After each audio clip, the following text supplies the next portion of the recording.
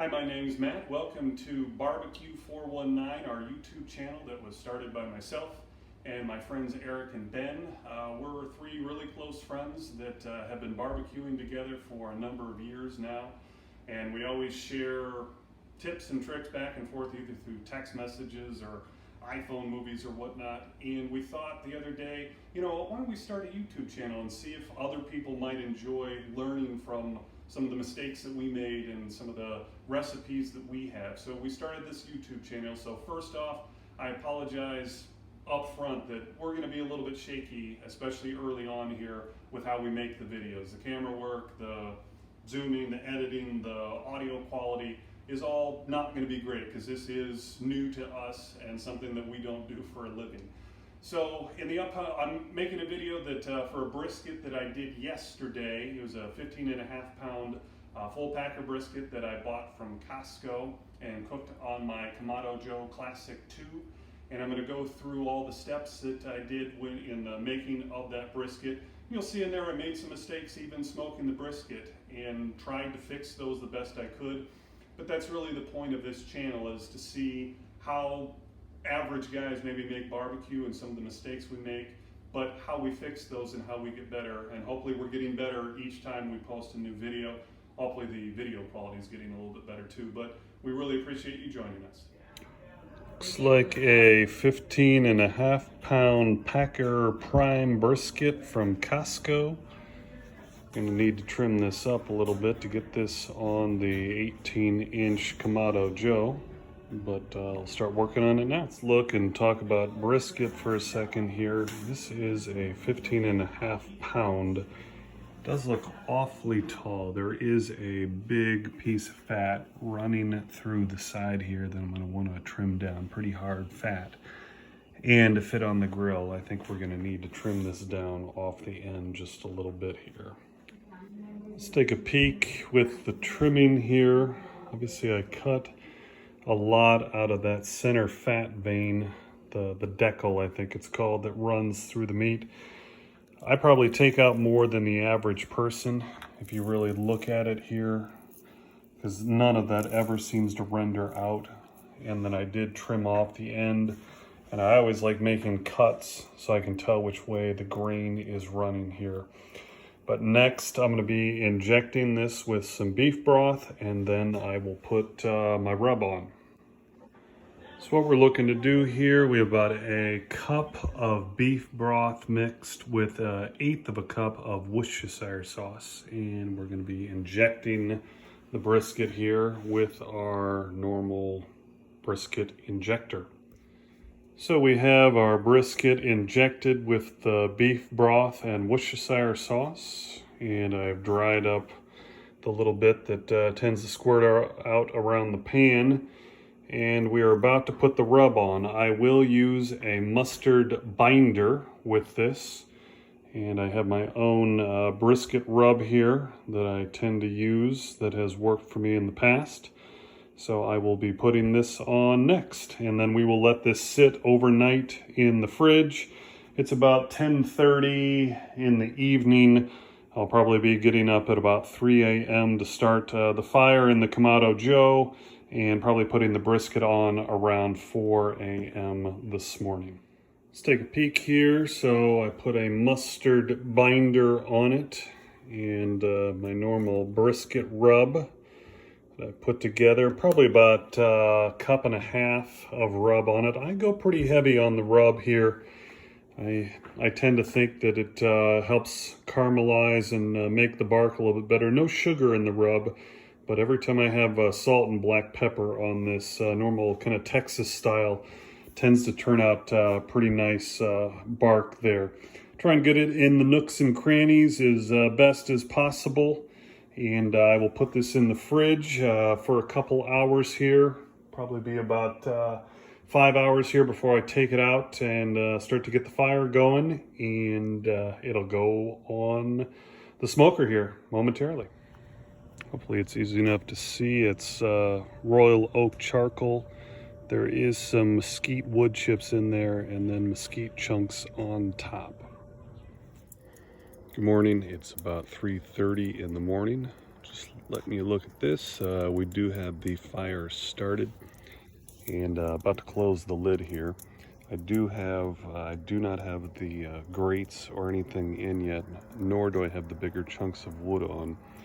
What I'm going to do is close the lid here, kind of get the vents open. You probably can't see that very well.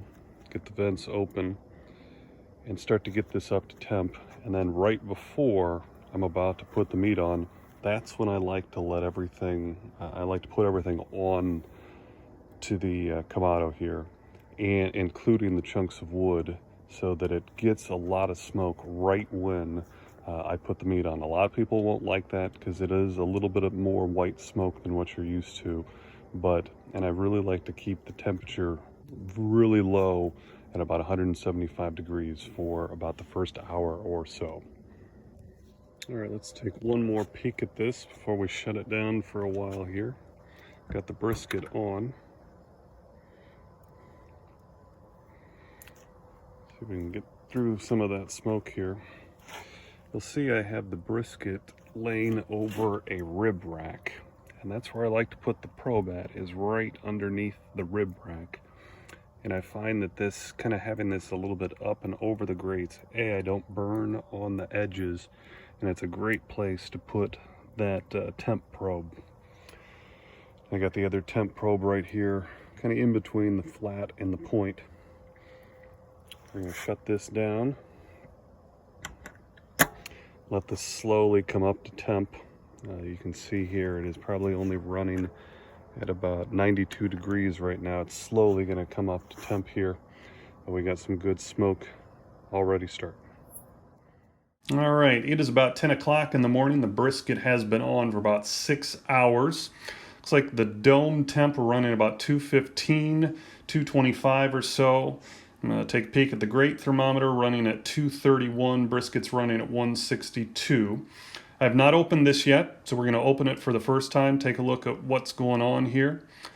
Zoom to the top. There is still good blue smoke coming out of the top, but let's take our first look at the brisket. All right, bark has not quite started to form.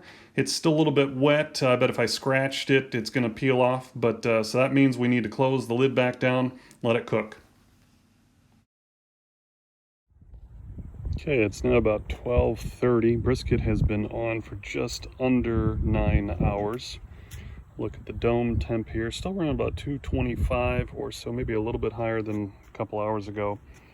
And my probe, 167 in the meat, 242 in the probe underneath the brisket. Let's take a peek at it real quick. You can still see good smoke coming out of the top. Yeah, bark is starting to form nicely. It looks like it's drying out. Still a little bit of moisture. Looking pretty good.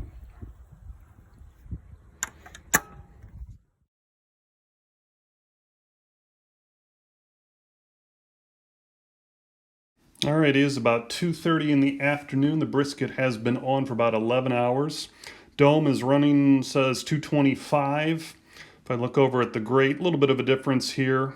And we're running about 246 at the grate, and the meat's at 175. I think we're a little bit in a high stall right now, so I want to take a look at the bark, see what's going on. It might be time to wrap it.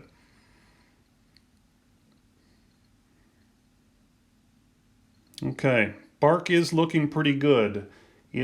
Bark started to form, and it's about the color that I want, so I'm pretty happy with that. I think it is going to be time to pull this and get it wrapped. All right, just got the meat inside. I want to look at the bark a little bit closer, do a scratch test, see if anything's coming off. Looks to be pretty good. A little bit more moisture coming out of the point. It is the right firmness, what I want. I definitely think it is time to wrap it here. I'm going to end up using both butcher paper and aluminum foil. I like the butcher paper to keep the bark, but aluminum foil to keep the juices in.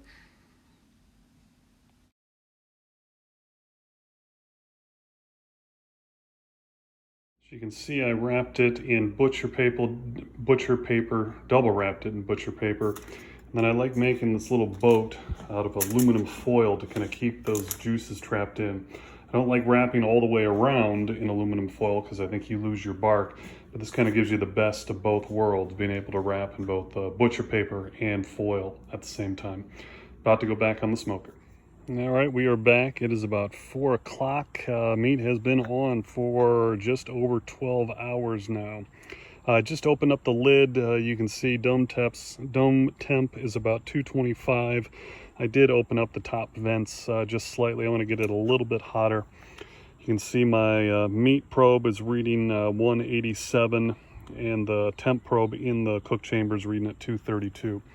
What I ended up doing, though, was I started temping the whole thing, and my flat is right at kind of the 187, 190 range, but my point is really only at about 168 or so. So I needed to get the point temp up a little bit. So what I ended up doing, as you can see there, is I wrapped just the point in aluminum foil in hopes that I could get that temp up a little bit quicker without drying out the flat. So we're going to check back in about an hour, and hopefully we're ready to pull it and let it cool off for a little bit. And let go. Okay. So it's about 5:15 or so. You can see the temp. We're running about 225 still. Got focus in here. Great temp still showing at 243. We have the flat at 199. I just probed the point and the flat. Point's about 10 degrees cooler right now, so I think what my plan is, I'm going to pull it, and we're going to separate the point and the flat, and we're going to let the flat rest, and we're going to put the point back onto the grill here. Okay, we're going to unwrap this. Try and separate the point and the flat here. Let the flat rest. See a lot of juices coming out of here. That's a good sign. Like that. See if we get into this here. First look at it.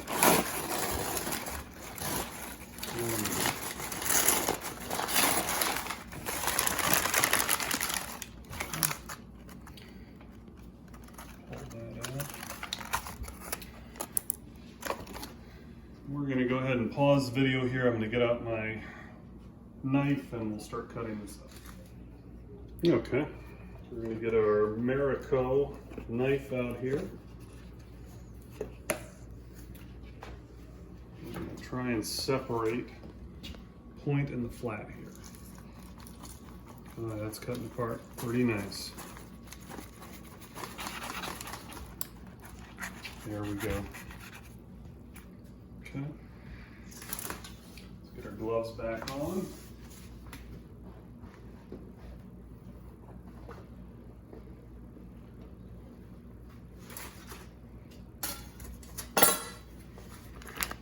Pull this flat off. There we go. So I'm going to wrap this point back up. We'll get that back on the grill.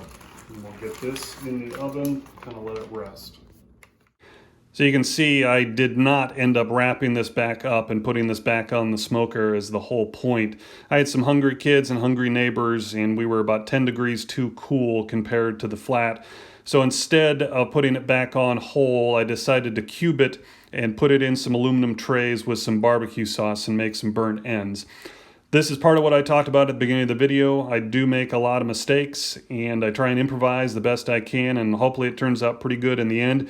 In this case, I would have liked to have cooked the point all the way through, but this was the best I could do with the time I had. I do think it turns out pretty good in the end.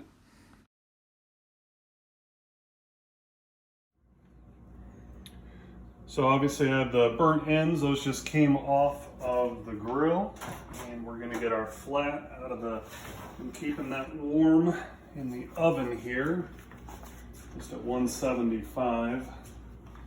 And you get this out of the paper and get this sliced up.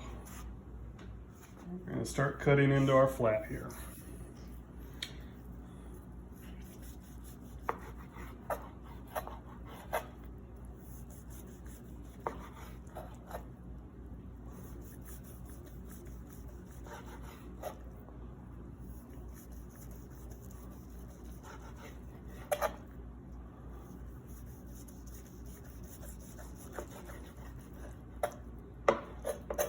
Not much of a smoke ring, but that's okay. I'm sure it's going to taste fine.